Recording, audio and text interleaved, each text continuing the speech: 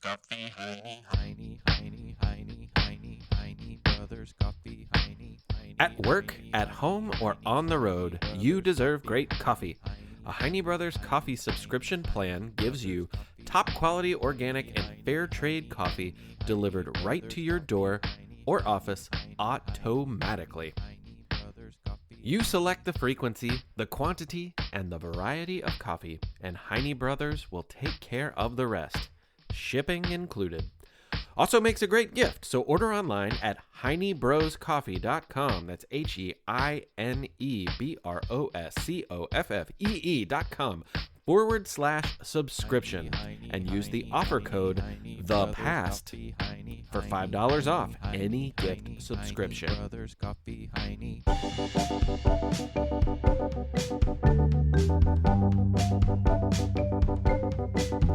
Yeah, that's right. Half anchovy, half pepperoni. That's right. Yeah, I'll be here in about a half hour. I gotta go. I gotta do a thing. I have a show. Sorry, lost track of time, guys. It's dinner time. I'm hungry, and I love pizza. Welcome to The Past and the Curious. My name is Mick Sullivan, and I am excited to give you our 20th show. 20 shows, and we have even more smaller episodes, too, so it's really more like 25, 26. Who'da thunk it? So glad you're listening. This episode, the title is Bridges, and all of the stories are tied together by a bridge. The first one is about the Roebling family. I think you're going to like where it goes. It's got elephants and roosters and the bends, decompression sickness, fun stuff like that. The other story is about one of my favorite musicians named Sonny Rollins, and that story is read by my dear friend Meg Samples, with accompaniment by her own drumming and my other dear friend, Graeme Gardiner. So stay tuned for that. Hopefully this never happens to you, but if you find yourself hard at work building a world-changing bridge and you just so happen to get your foot smushed... Ah, my foot! It's smushed! When an arriving ferry boat pins it against a dock, please take our advice and listen to the doctor. This happened to a man named John Roebling, and he didn't listen to the doctor. He actually refused medical treatment, saying he didn't need anything other than to have some water poured over that smushed foot. He got tetanus and he died. He should have taken our advice. But the thing is, John was in charge of designing and overseeing construction of the Brooklyn Bridge, which was possibly the most ambitious creation ever attempted in American history at that point. And the Brooklyn Bridge was to be the first steel wire suspension bridge in the world, and many people doubted it would actually be a success. They had even greater reason to doubt it after the chief engineer died from a smushed foot just a few months after construction began. And it would take another 14 years to build the bridge. Following John's death, the responsibility of making the job was done fell upon his son, Washington Roebling. Quick note. This is the same Washington Roebling who wrote a letter about seeing Abe Lincoln's underwear, which we featured in episode 10 of The Past and the Curious. Well, Washington was a smart man and just as capable as his father in many ways, but he was almost as unlucky. If you've ever seen the bridge, it is suspended from two beautiful towers that look like they could have been from a medieval German castle, and those towers go deep into the bottom of the river. The problem with the riverbed in this location was that there was no solid rock on which to anchor these towers. Instead, under the water, there was just millions of years' worth of compacted mud and loose stone at the bottom. The crew of builders would need to dig deep into the mud in order to anchor these stone towers. If they were not securely anchored, well, they'd fall over, and that's just not what you want out of a bridge. But how do you dig a hole and get a giant concrete anchor deeper and deeper into the bottom of a riverbed? It's a river. There's water all over, no oxygen to breathe.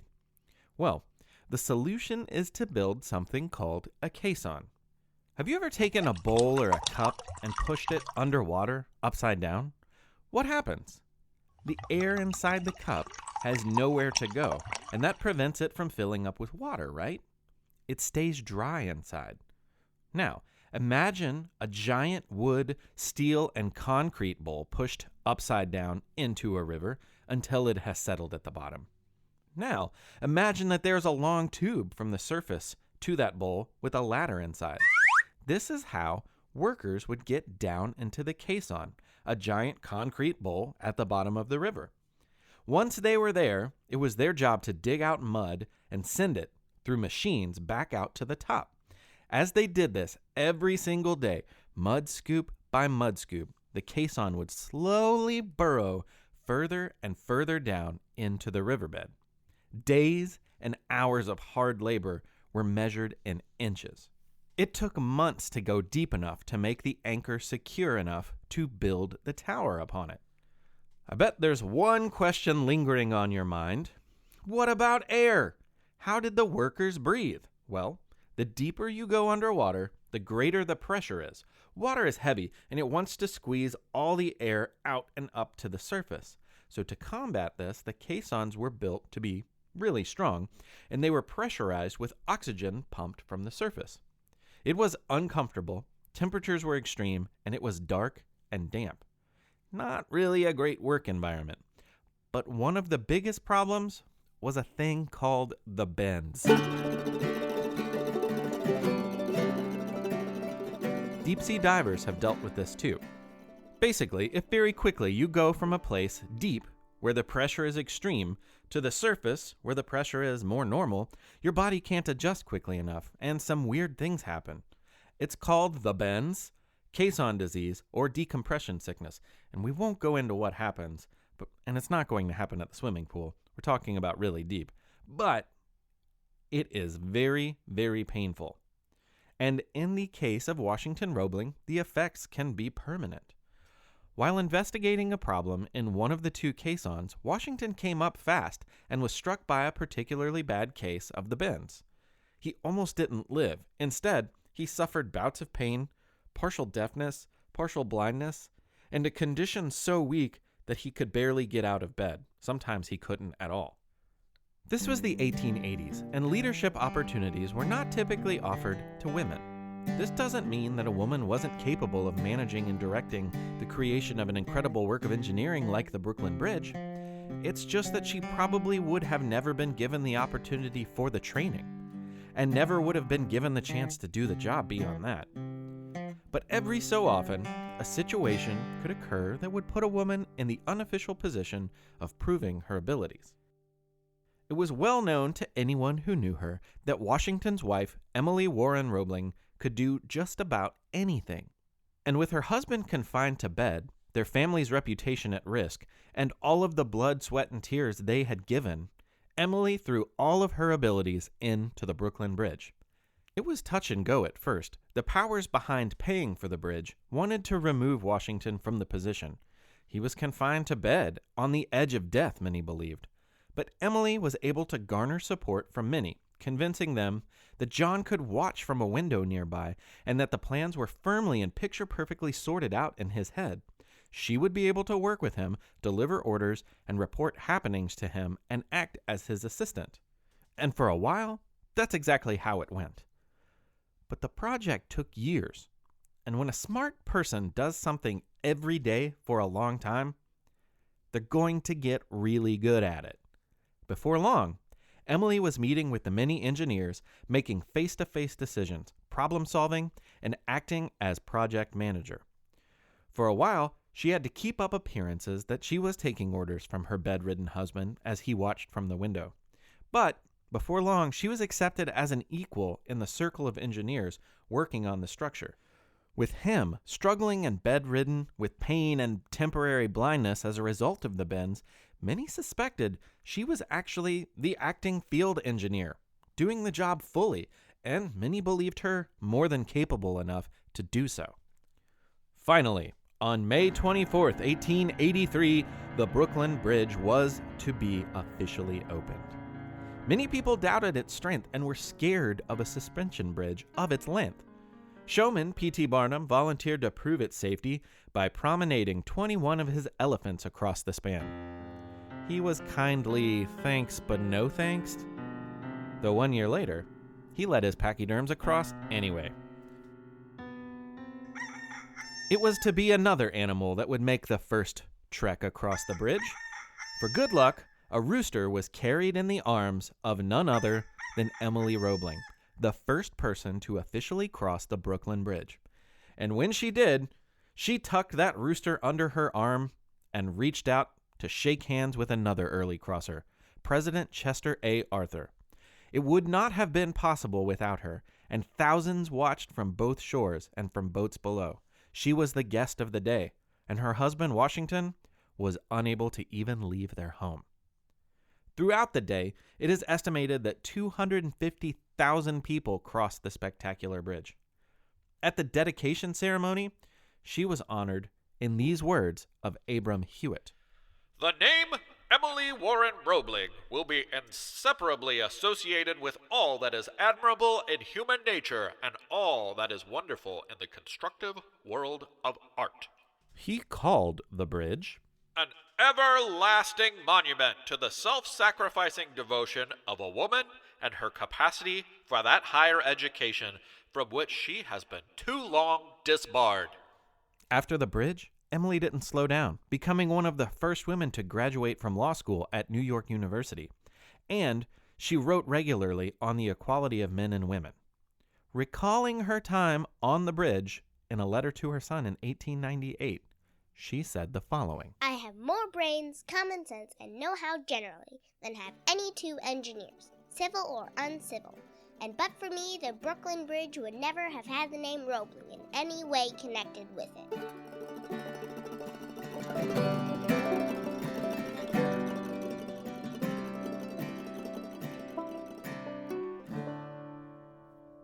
From the creators of the popular science show with millions of YouTube subscribers comes the Minute Earth podcast. Every episode of the show dives deep into a science question you might not even know you had. But once you hear the answer, you'll want to share it with everyone you know.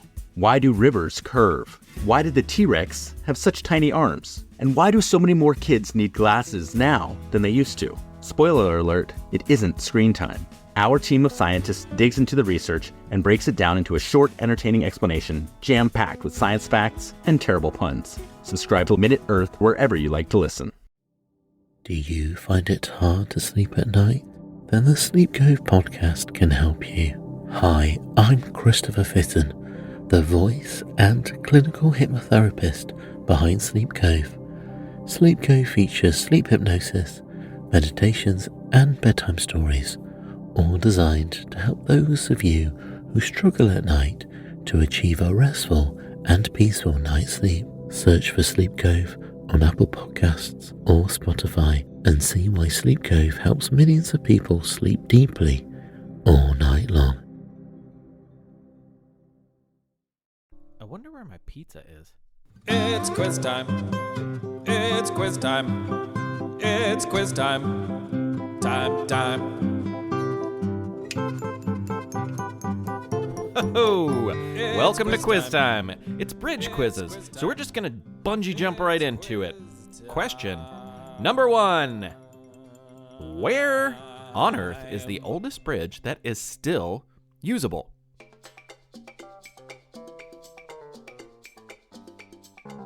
Well, according to the Guinness Book of World Records, it's in Turkey, you bunch of turkeys. The bridge is a single arch bridge made of stone in Izmir, Turkey, and it is believed to have been built in 850 BC. How's that for engineering? Question number 2. Natural Bridge in Virginia is an incredible sight of Mother Nature creating a giant formation through erosion that is essentially a 90-foot-high stone bridge. Can you tell me what former president owned the land that it sits on today? Now, George Washington is rumored to have thrown a stone clear over the giant archway, but he was just a surveyor in that tale.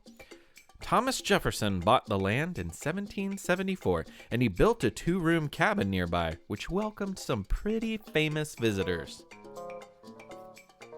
Question number 3. Bridges are a great way to honor someone for their place in history. Which of the following people does not have a bridge named after them? Duke Ellington, Mark Twain, Betsy Ross, or Louis Armstrong?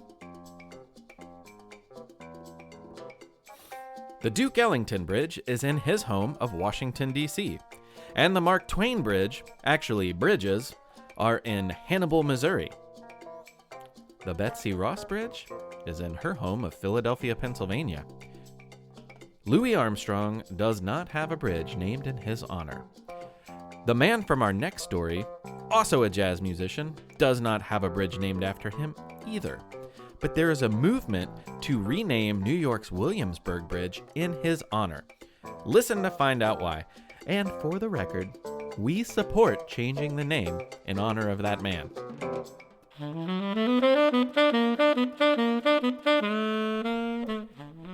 Do you remember what an eponym is? It's been discussed on The Past and the Curious before. An eponym is a word that is named after a particular person. We've mentioned the acrobat Jules Leotard and his famous costume, and we've mentioned that the word mesmerize comes from a hypnotist named Franz Mesmer.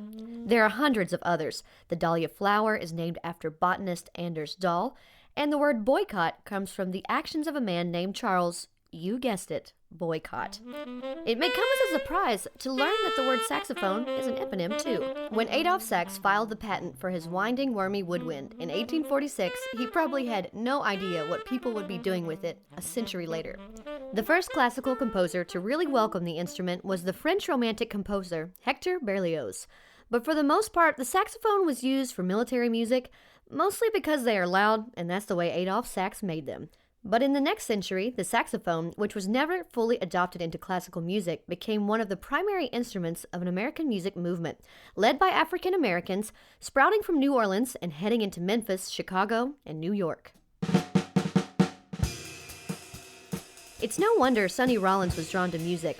He grew up in the Sugar Hill neighborhood of Harlem in the 1930s, at the tail end of the Harlem Renaissance. Duke Ellington lived on his block, Charlie Bird Parker played the clubs in the neighborhood, and would give the kids like Sonny pointers. Coleman Hawkins lived around the corner, once in an effort to erase racial tensions and demonstrate an example of positive, peaceful coexistence between the different cultures and ethnicities sharing the limited space of the neighborhood. Frank Sinatra and Nat King Cole gave a concert together at Sonny's school. Music was everywhere, and so were the ideas of African Americans creating a wealth of incredible art. Sonny, though, didn't expect to be a musician at first. He never had much formal training, and besides, his first passion was the pen. He wanted to be a cartoonist, and even in high school, he thought that might be the direction his life would lead. But he was a really good saxophone player. Originally, he put the heavier reed from a tenor saxophone in his higher-pitched alto saxophone in an effort to sound more like his idol, Coleman Hawkins.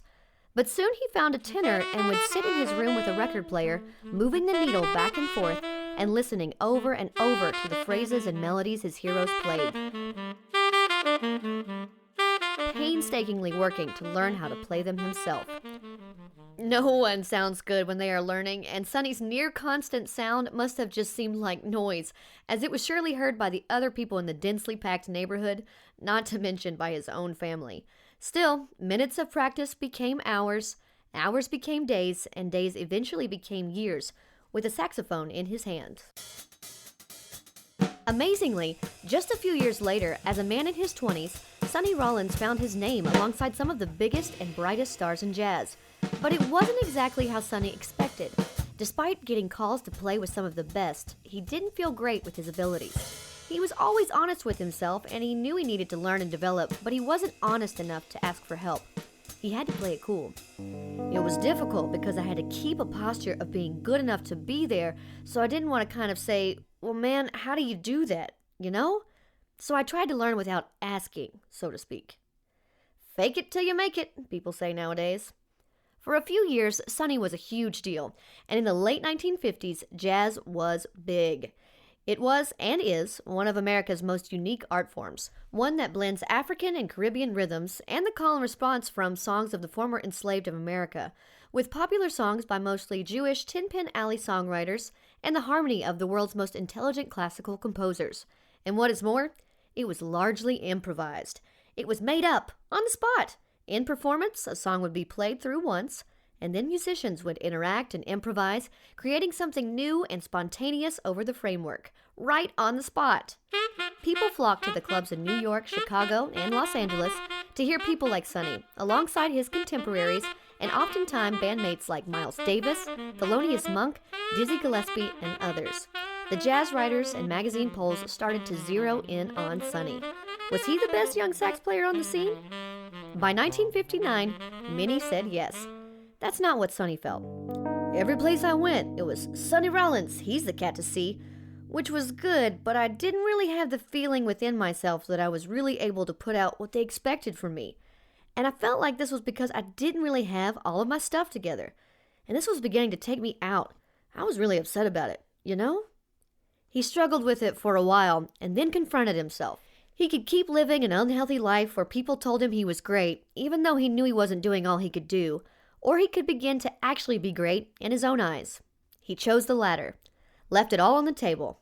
It was more valuable to feel good about himself than look himself in the mirror after giving an audience a performance he was not happy with. One morning, after struggling with a decision, he took a walk.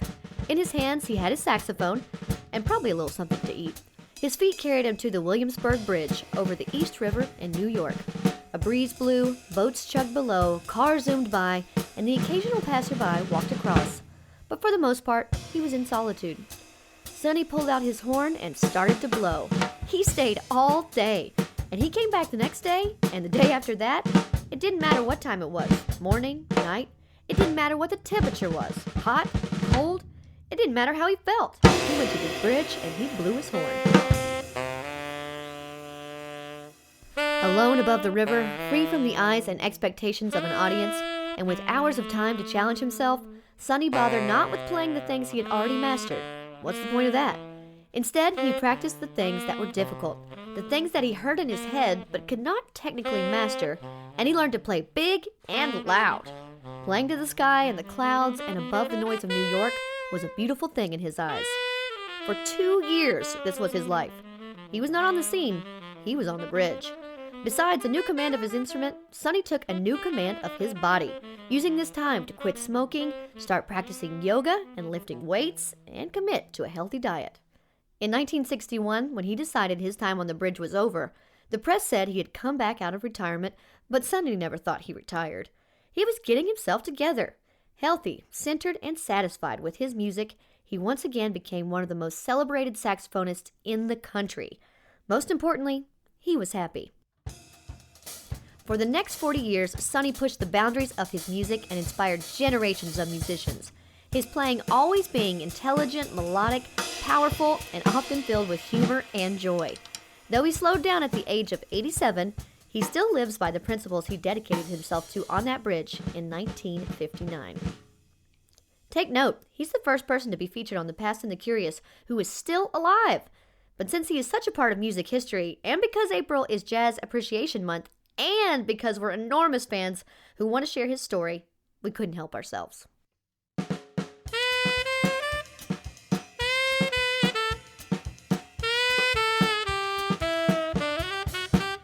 It's time for a new bit. It's Dr. Awkward, the Palindrome Professor. It's Dr. Awkward, the Palindrome Professor.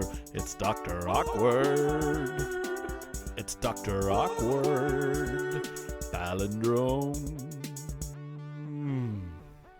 Okay, I'd like to welcome everyone to a new segment with our guest commentator, Dr. Awkward. Dr. Awkward is a professor of history, and we'll be checking in with him occasionally for some guest commentary on the stories and people of the past that we cover. One word of warning, though, Dr. Awkward insists on speaking entirely in palindromes. If you're not sure what that means, everything that he says is spelled the exact same way backwards as it is forwards. So we'll see how this goes. With that, welcome to Dr. Awkward. Welcome to The Past and the Curious. It's an honor to have you. Wow. Yeah, we really roll out the red carpet around here. Like literally, watch your step. I guess maybe that carpet is a bit too much, but you can see that we're very excited to have you. Borrow or rob? Borrow or the carpet? I just rented it. I didn't steal it. Who am I going to borrow a red carpet? Hey, let's talk about history. I want to ask you about one of my favorite stories from the past. The time George Washington crossed the Delaware River in secret with all of his troops on Christmas Eve. He did, eh? Yeah, he did. I thought you would have known about that. Remember it was freezing cold and they loaded a few boats down with men and cannons and even horses, and it really seemed dangerous. They I often think about what might have been going on in his head. Are we not drawn onward, we few drawn onward to a new era? Whoa, that's awesome. I bet you're right. The cusp of a new era. Oh, man. I'm wondering how you would have done it if you were in his shoes. Race car. Race car? George Washington didn't have a race car. And besides... A Toyota. Race fast, safe car. A Toyota. It seems like you would know that there weren't cars or bridges or even gas engines at this time. Listen, hey, by the way, what's your first name? Bob. Can I call you Bob? Dr. Awkward. Oh, all right. Dr. Awkward. Tell me, obviously George Washington was a man in need of a bridge. How would you cross that river if it was you? Kayak? You'd take horses over the river? An icy river? In a kayak? Okay. Well, would you have done it at night, as George Washington did? Want a tan? Nah. So you would do it at night so as not to get a tan? I see. No, I tan at a nation. I think we can just stop here. I can see where this is going. Do you have anything to say before I turn off your microphone? Don't nod. My head? Oh, I assure you I am not nodding. I am shaking my head in confusion and exasperation. Thanks for being here. I'm going to go ahead and let's go ahead and go home. Too bad I hid a boot. Well, I'm not going to help you find it. You're just going to have to go home with one shoe on and one shoe off. I'm sorry. I bid you good day. Wow. Yeah, wow indeed. That's Dr. Awkward, the Palindrome Professor. Sir, it's Dr. Awkward. It's Dr. Awkward. Palindrome.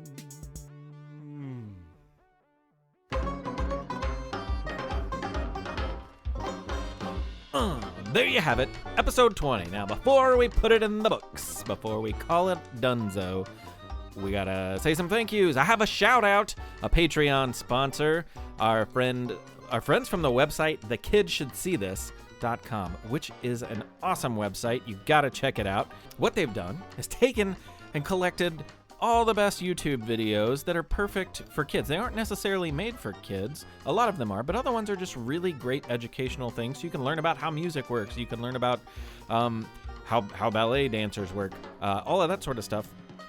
But perfect ways to learn for kids. So check it out. It's really up our alley. We're going to use it in our summer camp that we do at the Fraser History Museum. I do also... Oh, but I need to give them a shout. Thank you. The kids should see this. Yeah, the kids should see this. Thekidsshouldsseethis.com. Check it out. Thank you for your generosity. And if you want to give on Patreon, please do. I also need to give a huge shout of gratitude to Meg Samples, my good friend, who not only read the Sonny Rollins story, but improvised all the drums that you heard going on behind it. She's an amazing musician. In fact, you're listening to me and Meg play in a band called Squeezebot right now. That's what's playing behind us. And our other good friend, Graeme Gardiner, incredible sax player, who is on the road right now with a band called Houndmouth. He was so kind as to come in and give us some Sonny Rollins playing, which was really, really great. Thanks, Graeme. And I also need to thank Lani Powers from Book Power for Kids. She was Emily Roebling's voice, which was fantastic. Thank you very much. That's about it for us. Patreon.com. Check us out. Follow us. We're active on social media. We're going to be at History Camp this summer. So if you're in the Boston area and you're going to History Camp, we're going to make the trip up there. We're going to be on a panel with some really great history podcasts. Come say hey. And check out kidslisten.org, the past and the curious. Thank you very much. There's a couple outtakes that Meg messed up, so you might want to listen to those. They're coming at you right now. When Adolph Sax filed a patent for his wingding wormy woodwind in 1446, I can't do it. His wild wingding wormwood woodwind. It's too much. Okay. Okay. When Adolph Sax filed a patent for his wingding wormy woodwind in... Wingding. Why don't you... Can I say wingding? It's dead. Can I say wingding? Winding. Oh, it's gonna wind up in the outtakes. Is wingding? Oh, sweet. There's my pizza.